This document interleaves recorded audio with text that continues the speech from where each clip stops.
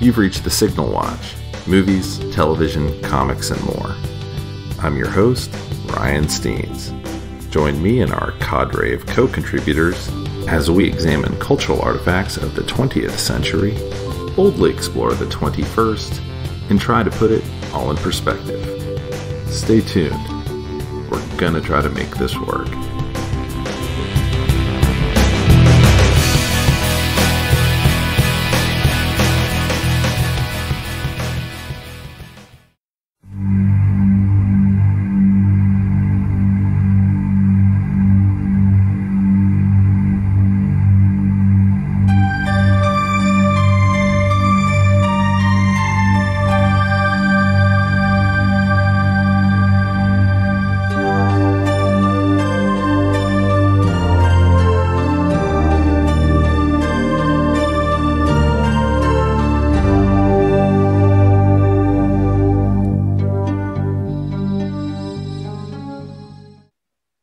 Everybody, and welcome back to the Signal Watch. As always, I am your host, Ryan Steens, and with me today is Simon Day. Hello again. And we watched only the best film ever made. I noticed since I last saw you, you've been watching some highbrow stuff, but none of that had 96 breasts in or Dolph Lundgren pulling people's heads off, which is all you need. All you need in my book for Showdown in Little Tokyo, 1991, directed by Mark L. Lester and starring Dolph Lundgren, Brandon Lee, and Tia Carrere. Yeah, so I was trying to track back why we thought this was a good idea. Got loads of boobs in there, like you said. That was, I think, I sent Simon an email saying, I've watched the movie. That movie had the most boobs in it I've ever seen. And I said, "Can you have too many boobs?" Give me my response. So if you're looking for a cheap thrill, go for it. Always. I had forgotten it was directed by Mark L. Lester. So what's funny? So I actually, this is because we're doing this. I've watched this twice in a month. Jesus. And I watched it like about a month ago, and I literally watched it because I got to 10 o'clock at night, and I'm like, I kind of want to watch another film, but I don't want to still be awake at midnight. And I was looking at the backs of all the films, and I'm like, my God, this is like 75 minutes long. That's incredible. So I stuck it on, and it pretty much is just like an incredibly tight narrative hour of 80s action, nudity, swearing. It's everything you want before bedtime, basically. I guess you're going to try and sell it. Yeah. So I thought I had seen this, and in going to find it on Amazon Prime, where it's not free, you have to rent it. So, proceed with caution. It's worth it. It's worth every penny. And I want to say, by the way, I now own it streaming through Amazon because I was like, I didn't realize it was only 75 minutes. So I was like, I don't think I'm going to make it through it tonight. I'm not going to make the 24-hour window. It's only $1 more to own it. Yeah. That's cheaper than renting it twice if I screw up. So my $2 I virtually own a copy now of Showdown in Little Tokyo. Well, I'm glad you do, sir. I'm glad you do. My $2 at half price books was well spent. About 5 years ago. But like you were saying, it's by our mate who looks a bit scared in that picture where I've got my arms around him. Mark L. Lester. I think when we went to the Ritz to see Commando a few years ago. That's right. Yeah. And of course, Commando is still his finest hour. But he did it. He's actually, I was impressed. I was looking at his filmography before this, and he's still cranking them out now. He hasn't gone into retirement like a lot of those guys. I mean, I don't actually recognize any of the films he's done in the last 20 years. But originally he did Firestarter, the Stephen King adaptation. He did Class of 1984, which was a famous cult movie, and the sequel, Class of 1999. So keeping Malcolm McDowell in gainful employment there. And of course his peak was Commando. But I love this. I feel like this was like one of the last gasps of kind of late 80s, early 90s action movie, really. I mean, I think that those are two separate statements, and I would pull out one of them. I wouldn't say I love this, but I would say it is absolutely one of the last gasps, and that's kind of how. So Brandon Lee, before he did The Crow, because he didn't do anything after The Crow, not to make a bad joke or distasteful joke, but clearly he didn't make anything after it, had made a bunch of like straight to video movies. Like none of these ever came to the theater that I can remember. Yeah. And this was his first theatrical, wasn't it? I think. If it was released in the theater, I have no memory of it being advertised or. I think it was very briefly released in theaters. Yeah, and then pulled from theaters very quickly.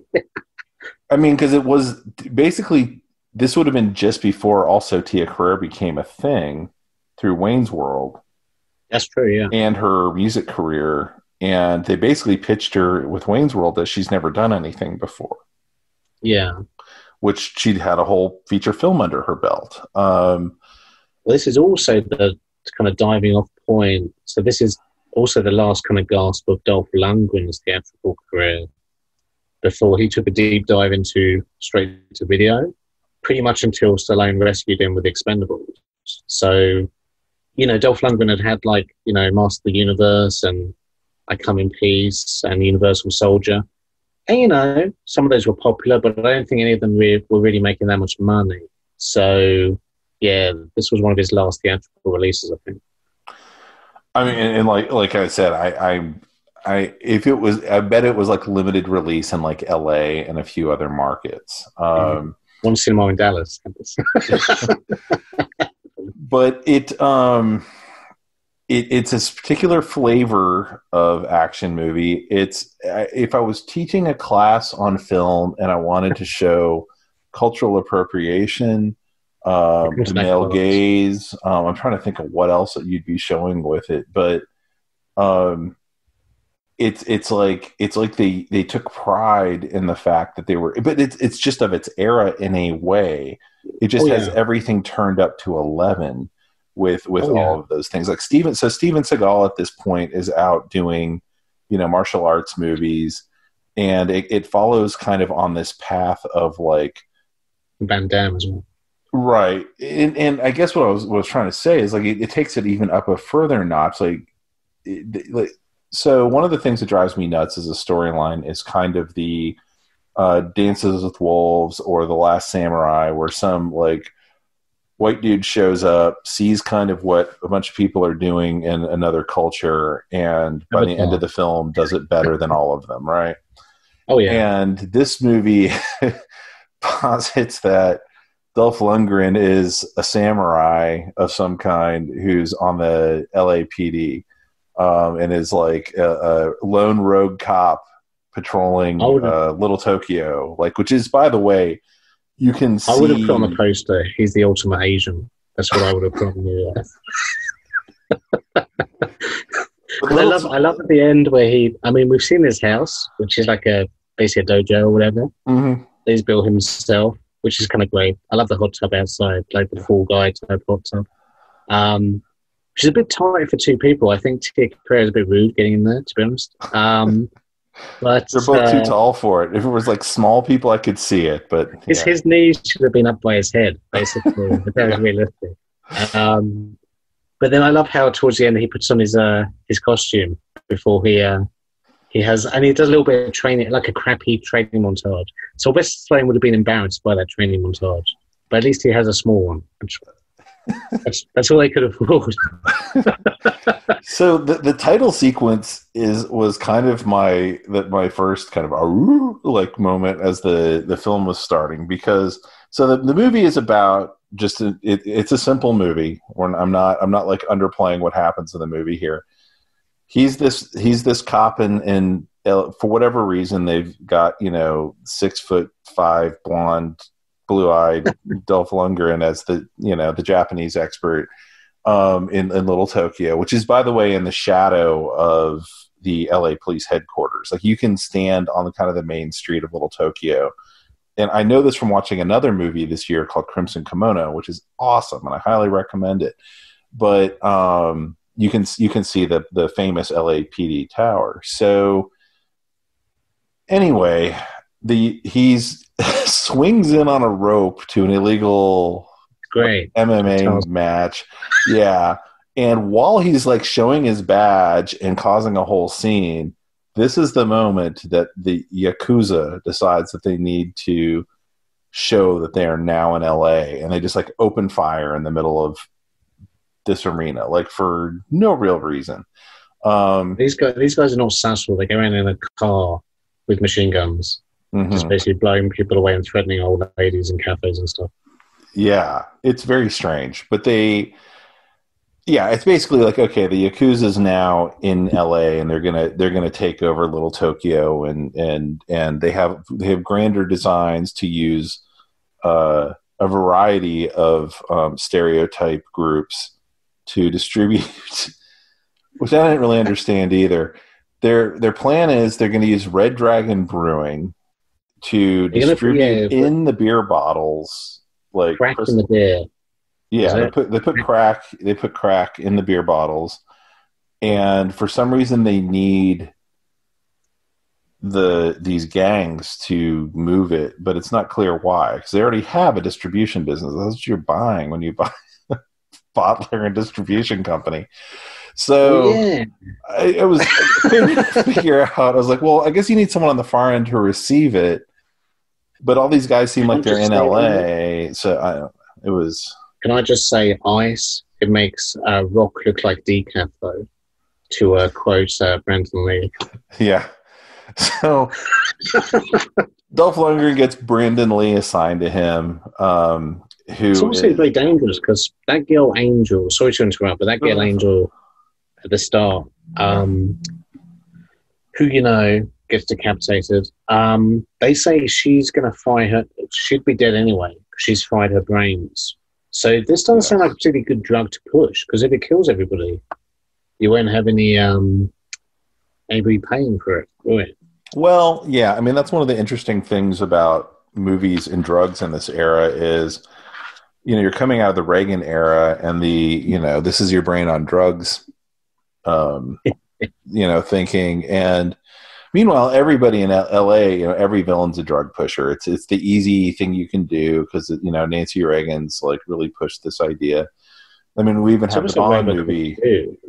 What's that? It kind of remind me of RoboCop 2. Oh, yeah.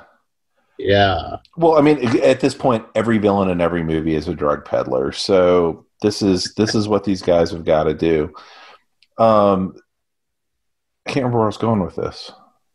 Anyway. Well, I guess my point was, if it's that deadly, unless they spiked hers, I guess. Yeah. I don't know. But then she just seemed to be having it for pleasure when Tia Carrere turned up, because they didn't give her any more. So I'm like, so you're selling that? That's not going to go down particularly well. Well, I mean, but that's what I was going to say about these movies. Is at that point is like, you are in the era of crack, where they were telling you if you smoke crack once, you're hooked. Blah blah blah. And people are still doing crack. So I mean, I don't know how crack actually works, because I was taught about crack during the Reagan administration. That great Clint Eastwood advert, didn't it, in black and white, where he was basically like channeling Dirty Harry, where he was like, "This is a crack pipe. It'll fuck you up," or something like that. Yeah, I mean, so meanwhile, everyone in LA who's making movies is doing mountains of blow. So it was this like really interesting dichotomy of like, well, it's for the movie. We've kind of goosed what and we can sell this to Middle America, who's afraid of like the urban areas and their rampant drugs that we believe are all there. Good drugs and bad drugs. Right. Cocaine's a good drug. But, right. I just need a little coke to get me going before the shoot.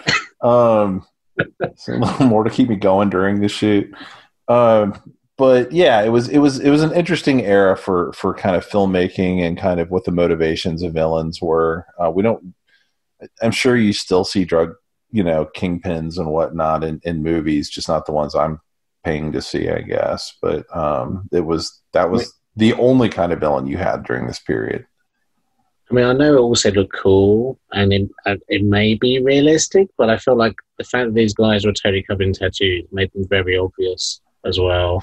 Well, so yeah, I mean that's kind of the one thing, anyone like, what do you know about the Yakuza? Well, I know that is what the Japanese mafia is, and I know those dudes secretly have lots of tattoos under their jackets because it's in like every movie.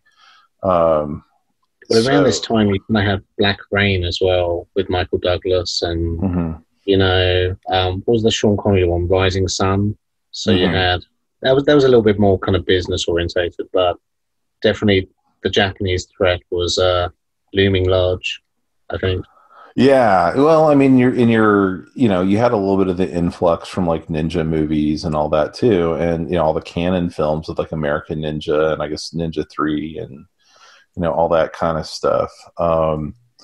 So like, they bring in like Yakuza guys and that, so I think I started talking about like in the credit sequence at the opening, it's just, and I don't know if he like learned the wrong lesson from Commando or something, but it was like, let's just show this guy's like, naked torso with titles over it for like 5 minutes of our 115 or whatever. What did you say, 75-minute movie? Well, you're mentioning American Ninja, Ninja 2, and Ninja 3. This could be called Ninja Goes Bananas.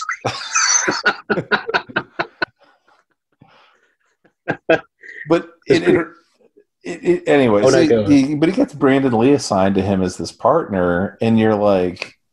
basically doing a Bruce Campbell impression with a terrible jacket, I think. It was so strange. Yeah. I'm like, if Bruce Campbell could do martial arts, he would have been in this film. And he obviously can't, so they had to have Brendan Lee, I think. He's doing lots of jokes that aren't funny. Like he does like a joke later on where he goes like, yeah, you should have got an apartment with furniture. And they all go, ah, ha, ha, ha. And it's like, it's not funny.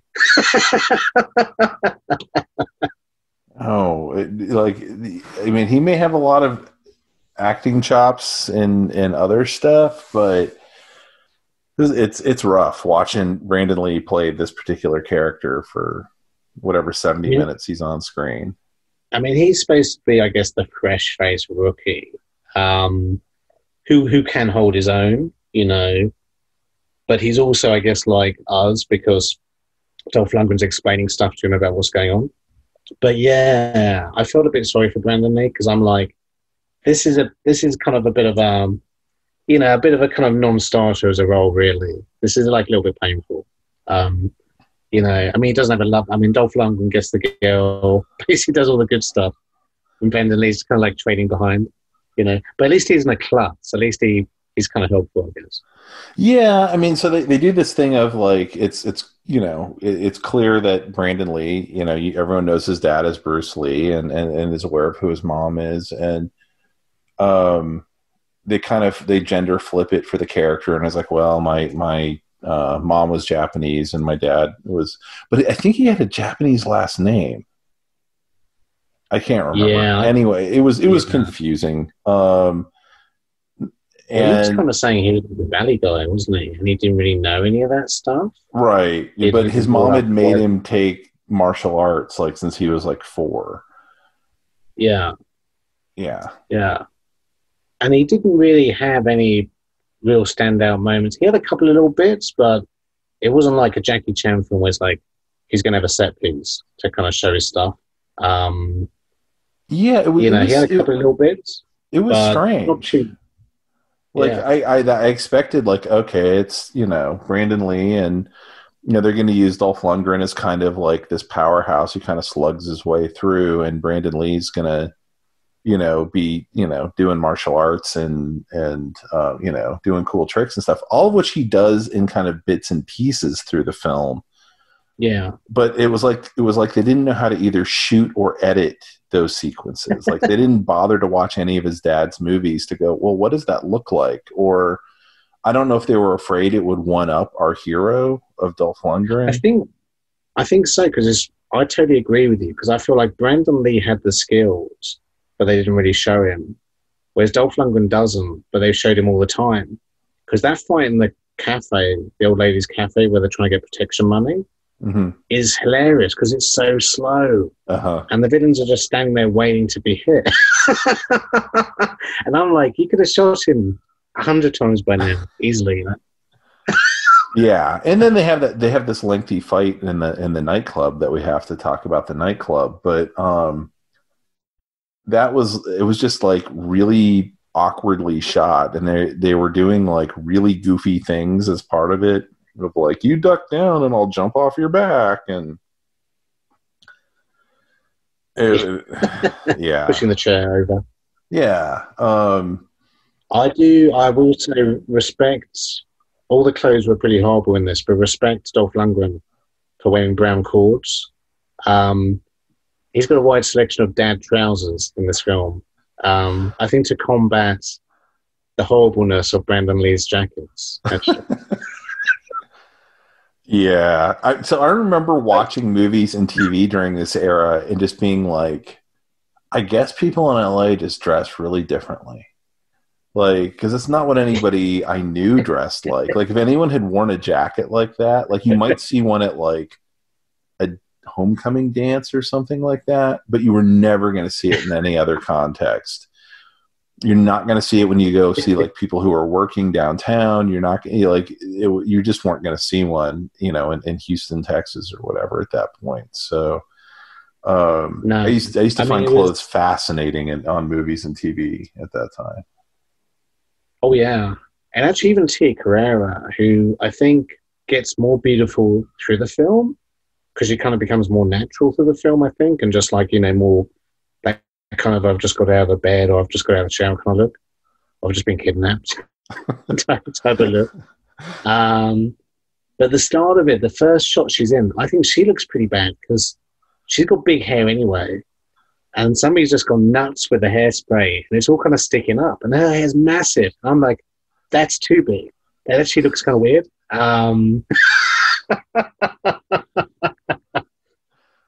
So it's still very 80s. Everything's got to be big. Yeah. Yeah, which even by the time this would have come out, it kind of shows these guys were not on like the forefront of like the studio stylists. Like, and this was a Warner Brothers distributed movie. I don't know if it was produced by them, but it was distributed. So there was some kind of money around this movie at somehow, some way. But it's got a weird. I was reading just before this, like it was kind of taken out of Mark L. Lester's hands and re-edited. So Warner's re-edited it, and then Stuart Bird, the director who did Executive Decision, I guess he's mainly an editor. He's done a couple of films. I was going to say, I know his name as an editor, yeah. Yeah, I mean, that's probably his best film with Kurt Russell, Executive Decision. But he was brought in and edited it again because Mark Lester had it in 90 minutes, and Warner was like, no, it still doesn't work. Cut it down more. And I'm like, I'm sure it did work, but it sounds like they were really kind of messed with director stuff a lot. And I'm because I mean, by this point, Mark L. Lester was pretty established. So I'm like, the dude obviously knows what he's doing, but you take his film away and you keep cutting it. That's a bit strange, I mean, you hear about it happening all the time of directors, like during editing, they can't let go and the studio wants something different from whatever they shot, and the director ends up walking off. So, I mean, I think the original script was darker as well. I think the original script was darker, and they lightened this up and tried to make it maybe off the back of Lethal Weapon, because watching this tonight, it actually clicked, which it didn't do for me a month ago, which is, wow, they're ripping off Lethal Weapon a lot here, because they have the torture scene. They have Dolph Lundgren doing his one-on-one fight at the end, like Mel Gibson and Gary Busey. And I'm like, yeah, they've watched Lethal Weapon. Yeah, I had definitely the thought about Lethal Weapon during the torture sequence. So I mentioned earlier the movie Crimson Kimono. So that's like a mid 1950s Samuel Fuller movie. and it's about a white cop or an Anglo cop and a Japanese cop and a Japanese American. And it's really good. It's and they're in the exact same streets. You will recognize them. It's just like 20 years later, 30 years later when this takes place. And it's about like a stripper who gets like gunned down, and these cops come in to like figure out what happened. And like they both fall in love with the same witness. And they even have kind of the same sequence at the end of them like chasing the killer through the middle of a parade. And I was just kind of like, are you kidding me? But they make a point of like, yeah, little Tokyo here is like right in the shadow of this tower. And like, you never, but most people, most Anglos have no idea that this is here, sort of thing. Was the villain's death as good though? Did he go around on a Catherine wheel like, oh, hey? I would actually like to know how they shot and edited that, because I was just kind of like, I felt like I was looking at the villain and suddenly he was spinning around and on fire, and I was like, I know that guy lived, so what happened there? I guess they had a really good dummy or whatever for that last shot. Well, I'll tell you when they didn't have a really good dummy, because this is the bit where I went, yeah, this is a Marco Lester film, is that guy they put in the car crusher at the start. Yeah. And so he's like going, oh, let me out. I don't like it. And it cuts, and there's a dummy sitting in the driver's seat. And then it cuts back, and it's like, let me out. And I'm like, is a dummy saying that? Yeah. And I'm like, I guess this director just, with editing, he just doesn't give a shit, because it reminded me of the Porsche in Commando, where 1 minute is damaged, and then the next minute is perfectly fine. And yeah, he obviously doesn't care about that too much. So, oh my God, in fact, later on when they had Dolph Lundgren and Brandon Lee in the car crusher, I was like, oh man, I would love it if this just suddenly was two dummies and then switched back to them. It kind of was two dummies, but yeah.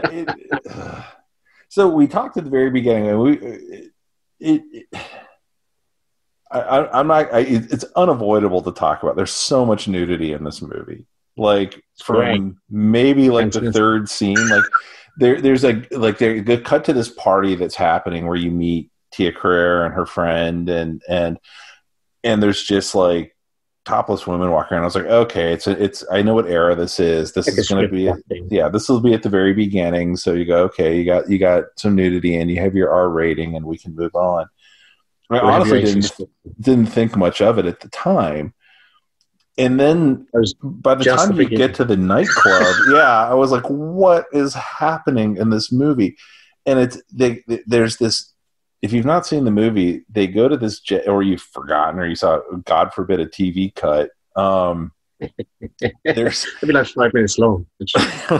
there's this like nightclub for Japanese men or Japanese American men, and it's naked, and all the women who are naked are Anglo. That's the other thing, and it really fetishizes like this. Anyway, they weren't cast Asian women for these roles. Blonde Caucasian, isn't it? Yeah. Which actually kind of fits in with Angel's character, because even the villain kind of says to Tia Carrere, a lot of my countrymen are like kind of besotted with American women, but personally I prefer you, Yeah. But so they're like, but anyway, the point is, at every table in this very large restaurant, club, whatever it is, there are naked girls laying there having sushi eaten off of them by guys in suits. Well, like Brandon Lee says, when he, I think before he high fives, he goes, "We're going to kill everybody and then eat fish off naked women." Like, I have to think someone saw something somewhere. Was like, we got to put that in a movie. I feel like I have seen this in another film, actually. Because when I saw it, I'm like, I've seen that done somewhere before, like in a horror movie or something. So maybe I've seen it done with like a person, but I've not seen it done with like every table is like that. Well, I've seen. I mean, when I say a horror film, not like the person is being eaten, but I've seen women with food on before. Yeah, I've seen it. I've seen it done before at like a table with like, you know, we're having this erotic moment and or whatever, or it's like, you know, something kind of in the background of some scene where there's some crazy party or whatever. I think it was really the scope, the scale of it that got to me. I was like, they really did this. They really filled some building with tables and got women making like basic SAG rate, like to lay there. Yeah, it was bananas. Well, it's also that kind of film where, you know, Tia Carrere, first of all, I'm like, you know, so she's just a singer.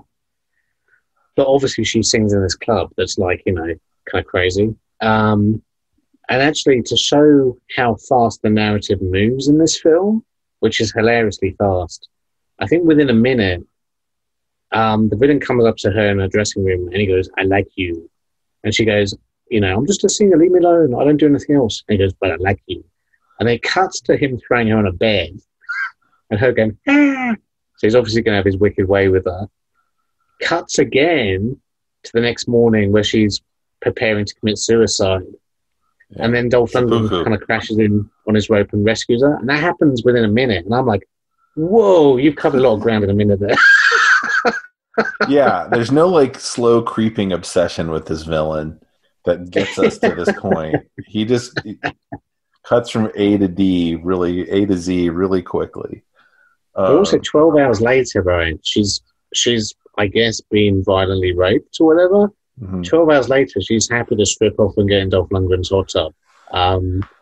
So we ain't got no time for trauma in this film. No. We're just going to keep going. Well, and even at that, like she's acting traumatized, even though he like leaves her with a shotgun or whatever by herself in his house, his apartment. But he, and then it's like she abruptly. And by the way, there's supposed Tia Carrere nudity in this. That was a body double. That's body double, yeah. Yeah, suddenly cuts to this very tall. I mean, she's a tall woman, but a very tall woman wearing a giant black wig. I was like, you guys aren't even trying. You got as big a wig as you could to cover up that was clearly like you couldn't show her face. So I was thinking the same because the face is never in the same shot. And I'm like, yeah, she's probably you know, maybe she's big enough star to kind of push that, you know. They still have her running around basically in a vest with no bra. And I guess that's as far as she was willing to go. Well, it's also an interesting period of I mean, I remember in the early 90s, and this is just a smidge before that, but that was when you started having the big push of like, you can't require like nudity as just part of a role anymore. And this feels like the movie wasn't big enough or whatever for she and her agent were able to get her out of it.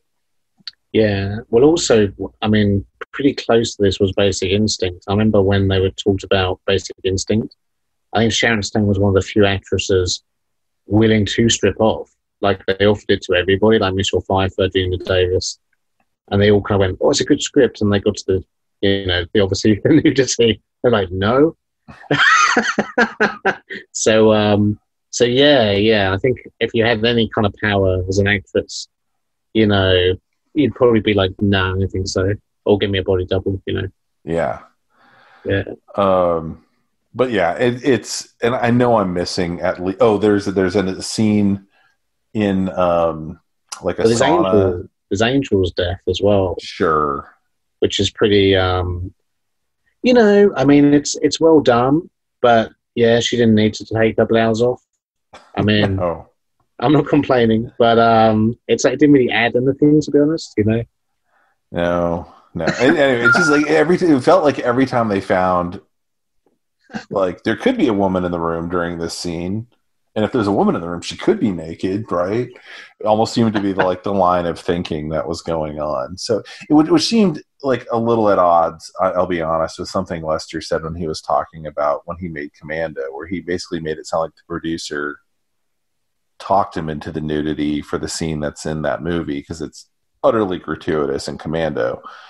But he's the producer on this movie, or he's listed as a producer on this. So I don't know. He's lying.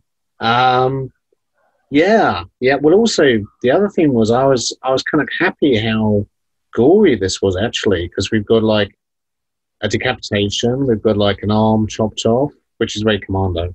Mm-hmm. We've got the guy cuts his own finger off. We've got hilariously the guy who breaks his own neck, which I love. I don't know if you can do so that. This is how we find out how bad things are, like how bad things are about to get. Is they take this one guy in at the very beginning of the movie and they're questioning him. You know, they're doing the good cop bad cop thing, and they go for a break to go, you know, kind of figure out what their next move is. And the guy in there, you're looking through the police glass, the two-way mirror, and you see him like rip off his shirt so you can see all the tattoos, and then he snaps his, and it's just crazy town. And then their boss like wanders into the room. They have a whole conversation with that guy just like laying on the floor. And I don't know if they ever address in that scene that guy's on, once the boss walks in, that guy's on the floor. But yeah. I mean, it's. I think it's very like Commando. I think it kind of takes the aspects of Commando, as in, this is not very intelligent, but it's great fun, and very cheerful, and it kind of like it just ramps that up and runs with it. And I think Commando does it better. Maybe because of Arnie, you know, maybe even, I mean, I don't think Arnie had that much power or control at that point in his career, but, you know, maybe he had enough to like say, well, you know, maybe we could do this instead. This feels a lot more like, you know, almost like a sausage factory. It's just been churned out. But it's still got that kind of like great brainless joy, you know.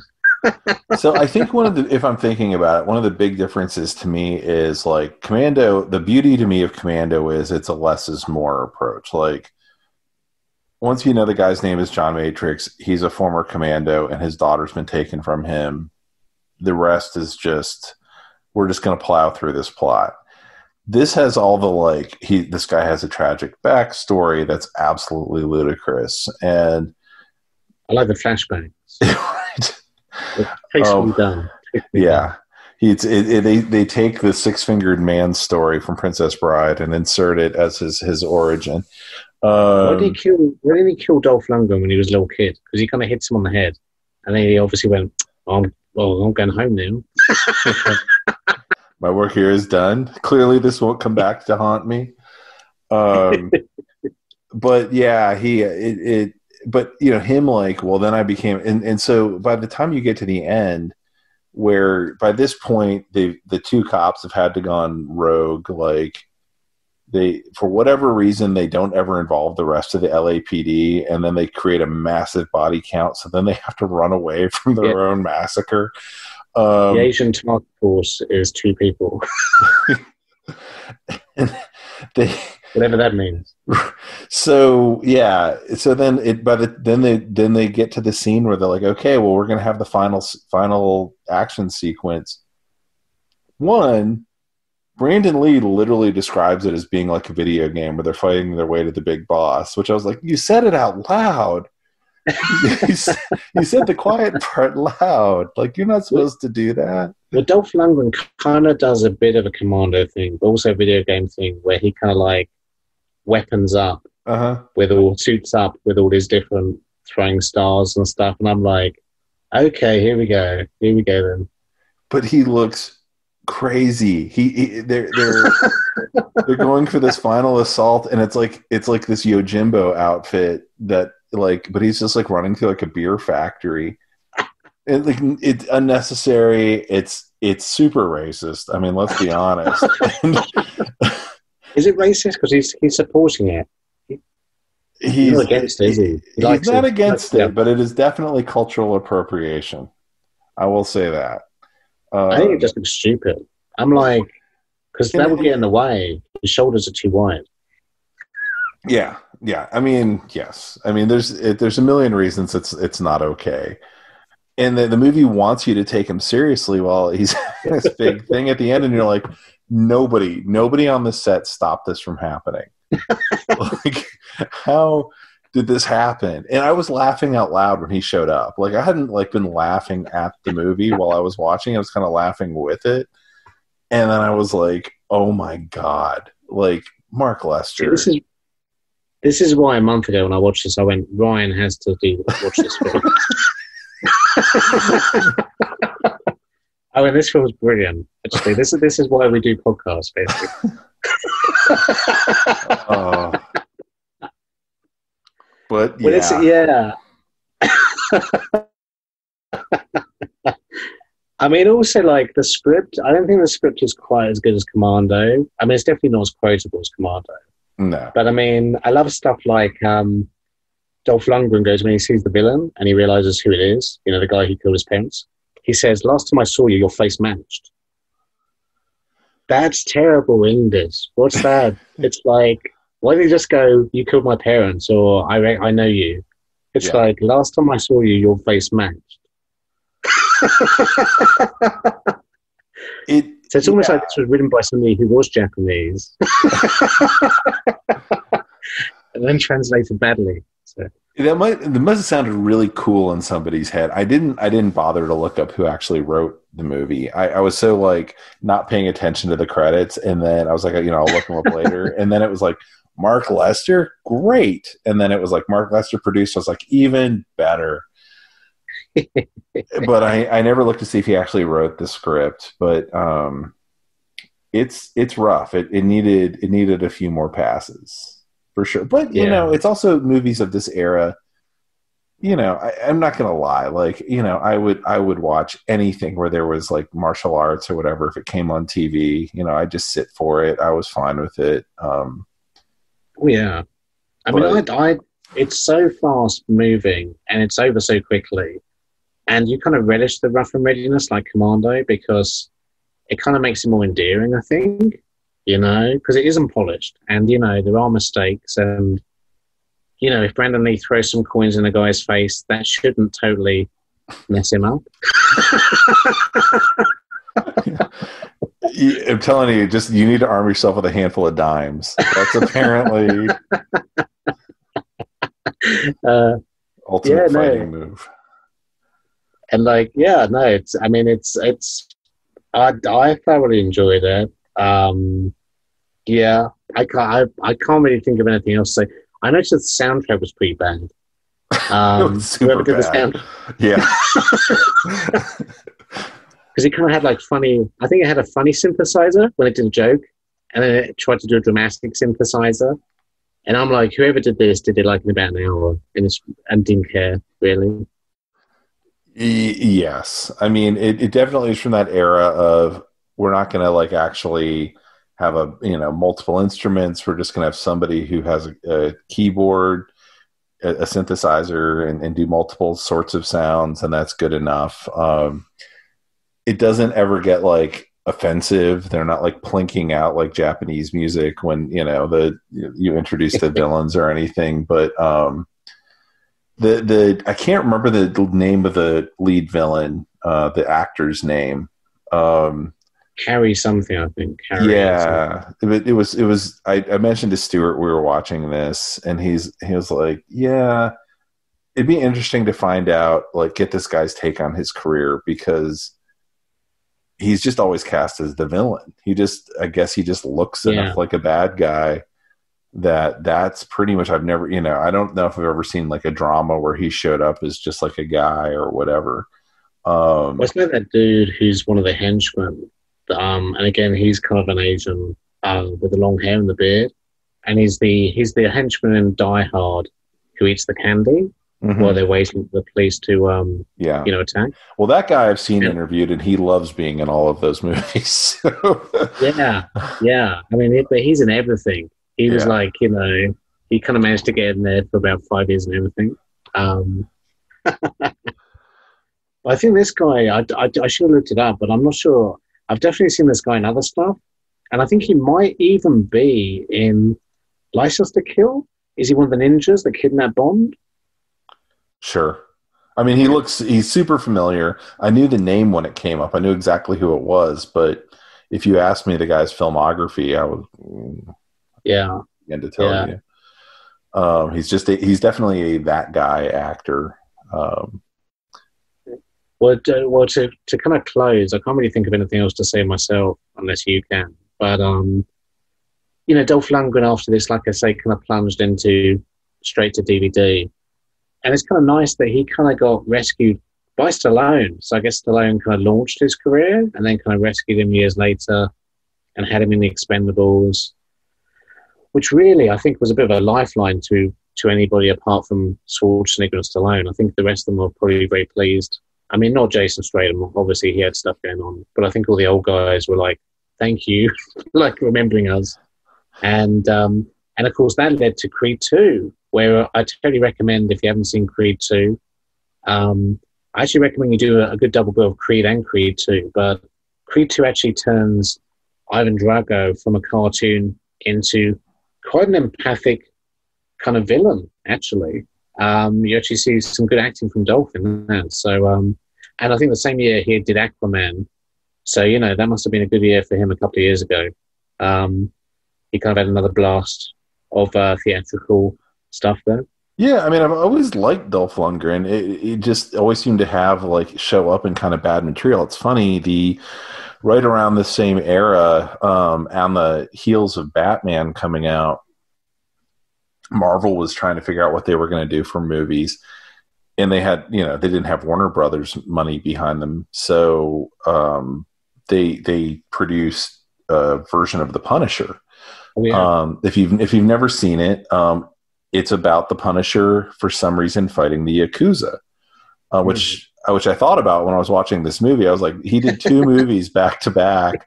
One of them where he would play a character like this, and he's likable enough in that movie. The Punisher's not a hugger, so he did fine. He's killed, so he's in a bad mood, isn't he? It's like it. But he's and he's been good in stuff. I think people generally like Dolph Lundgren. It's just been kind of a weird career. Tia Carrere really you said, she had that kind of little 4 or 5 year window where she was kind of the it girl of the moment, really. And that probably finished with True Lies. That was probably the end of it, kind of, nearly. Yeah, I don't really remember her in much after that. I looked her up because I was like, what's she been up to? I never did really figure out what she's been up to. But yeah, she looks more or less the same. She looks okay. I'll put it that way. She's aged well. So, but yeah, it's... she looks fantastic. Yeah, but yeah, she's still gorgeous. Yeah, just how we know what kind of happened with Brandon Lee and kind of the tragedy on the set of The Crow. And he really seemed like he was about to blow up and be the next big thing. I really think he would have been for a good 10 years there.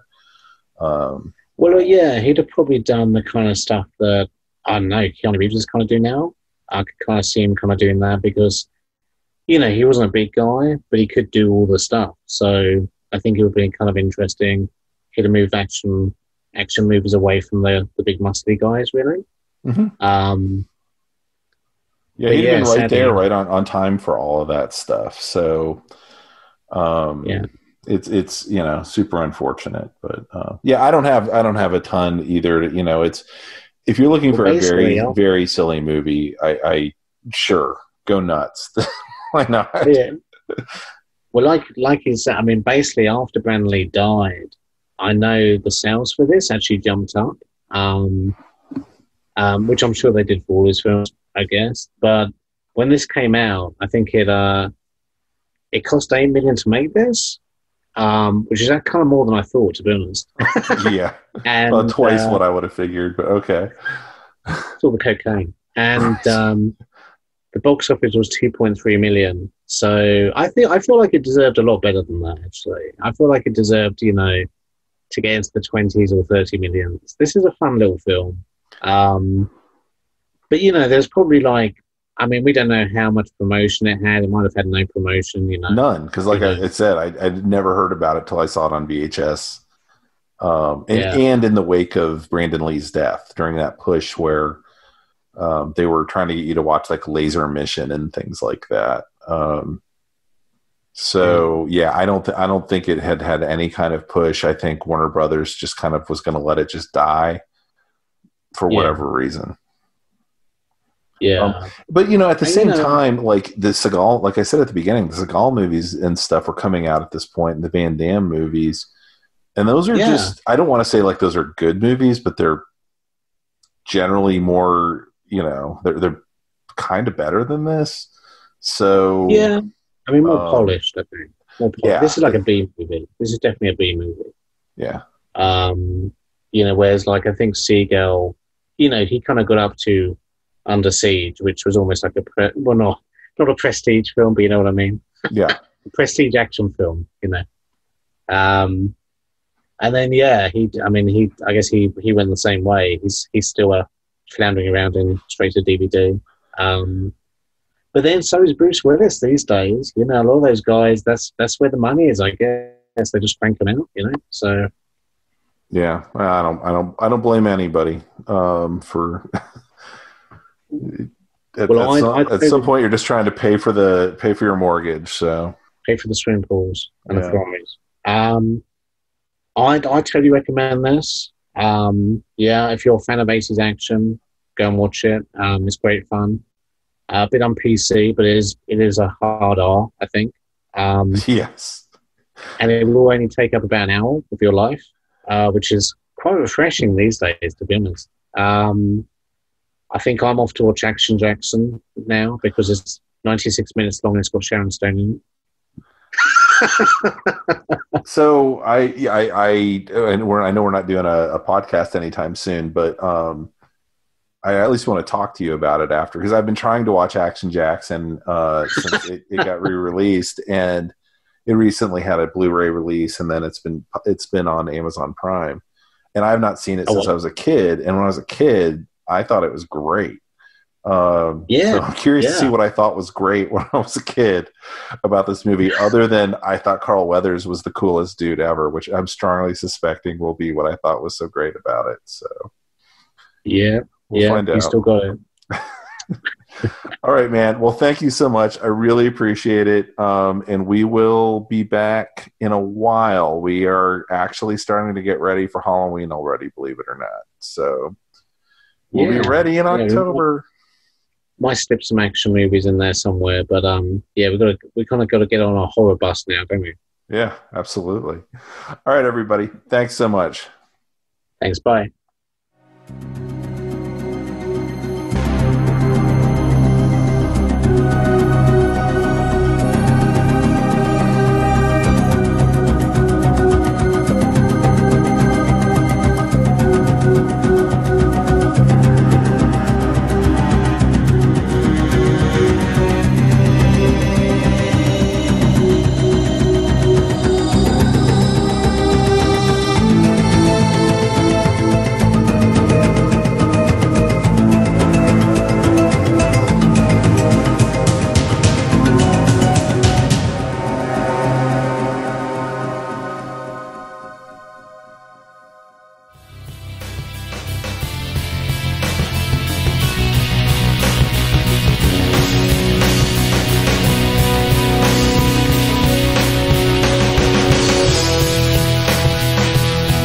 That about wraps it up for this edition of The Signal Watch, a production of the League of Melbotus.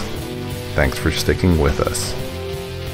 If you enjoyed this podcast, we invite you to drop on by the Signal Watch blog, where you'll find write-ups of a wide variety of movies and more. You can drop comments on this podcast and let us know what you think. We do have a Signal Watch Patreon, and if you're so moved, we'd most certainly appreciate your support.